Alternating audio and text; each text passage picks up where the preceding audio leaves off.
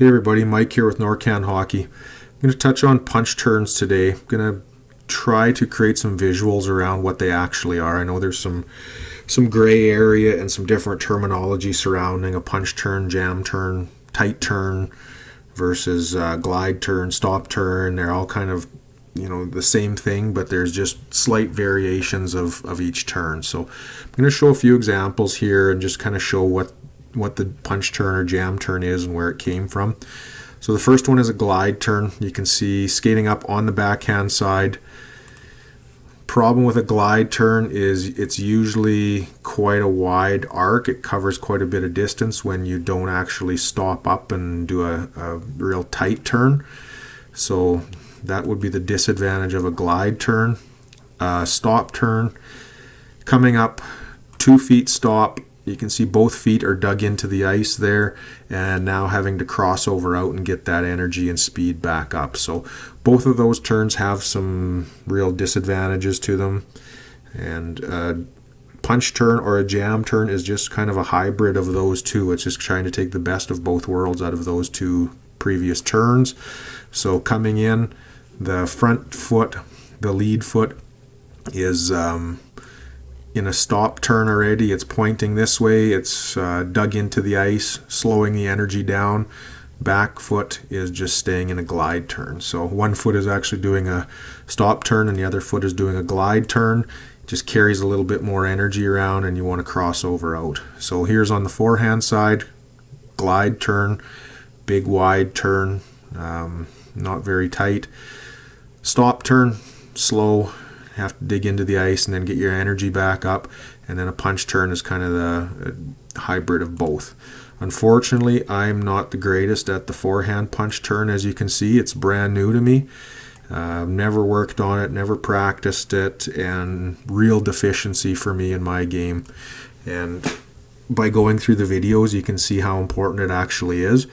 But most players that are left-handed shots are going to have a real hard time punch turning to their right hand side, just because so many extra laps around the ice going counterclockwise. You work on your crossovers to the left a lot more than you do to the right, and then also being a left-handed shot, your crutch is on the left side of your body generally, so you don't have that safety blanket to fall into like a right-handed shot does. So generally left-handers will have a much harder time punch turning to the right-hand side than right-hand shots that we'll have going to the left-hand side, just based on those factors. So lefties, something to really have to work on with left-handed shots is making sure they can tight turn and punch turn to their right or forehand side. So a few examples of where it's used.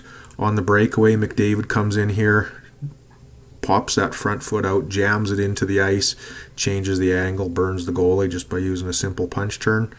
This one, players attacking off of the off wing, being able to, once that defender is turned, cut towards the middle of the ice and shoot behind that defender, in this case under the defender almost. Here's a better example of it. Player going down, showing that he's driving wide. As soon as that defender turns, pops the puck back into a loaded position and shoots through the defender. Edmonton player did a good job there of getting stick on puck and just disrupting that shot. Otherwise, that's a really good shot coming through. This one, really good clip. This one, Brian Kane with Prodigy Hockey sent over to me when we were discussing some of this stuff a few months back, and I thought this was a really good clip, just showing how much time and space can be bought with a nice, efficient punch jam turn back the other way. So player here is getting chased and turns it into a really nice breakout just by being able to hit the brakes efficiently, get going back the other way. So another retrieval, Doughty goes in. You can see that front foot jam into the ice, turn to the forehand side. Really like this one. I've been doing a lot of work with this lately, neutral zone escapes and wandovers. So you can see this player turn and wands, fakes like he's going backhand, and then turns it back up to the forehand side towards the boards, which was really nice.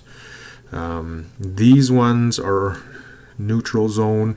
So Brandon Carlo here going to the forehand side, tight turn to the forehand side, back up the boards. Another example of it. throws that checker off completely.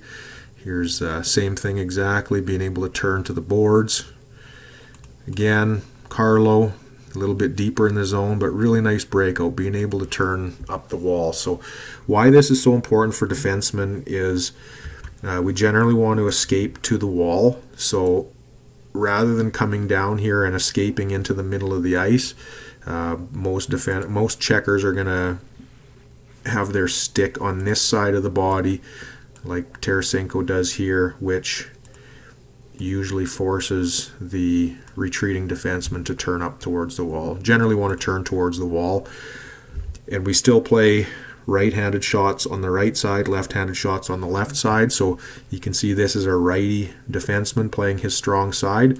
So of course he's got to be able to have the ability to turn to the forehand side really quick and move it back up the boards, which he does. Pops the puck into an area, turns onto it. Really nice breakout pass to center support.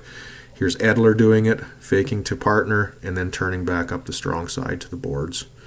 Another really good one, this is a perfect jam turn. You can see that front foot is out and jammed. Back foot is still in a glide. So that's what we talked about right off the get-go. It's a hybrid of a glide turn and a stop turn. Nice breakout pass on the other way. Here's just a clip from Skate with Power out in Vancouver. Really nice slow motion of Hughes being able to use that jam, faking a drive, going into the jam, and just shaking a defender. Creating time and space is generally what this is used for. And here's offensive zone situations, taking it behind the net, hitting that jam, creating an offensive situation by coming back to the short side of the net. Two plays just about exactly the same. Real good one. So a couple drills to do in regards to working on it. This one's very deliberate. It's just that very first clip, being able to come down and hit the brakes off the off wing and put it into a shooting position right away. That one's very deliberate. This one I really like. This is Conviction Hockey out in Quebec. Another guy went through the Hockey Canada Skills Training Academy or certification program. I thought this was really good because we've used this drill a couple times too. After we've deliberately introduced the punch turn, we go into something like this where it's two deliberate punch turns and then a shot on net. So punch, come back around to the bottom, work on it the other way, and now coming up here, receiving a pass. Or what we've done is have that player come up and go hard around these pylons and get the pass from the corner between the pylons, so it's more of a catch and shoot. Work on soft catch shooting with a pass coming from the corner between the pylons, but either way it doesn't really matter. This one just something I was messing around with, incorporating two punch turns and then some backwards crossovers or heel to heel puck protection type stuff.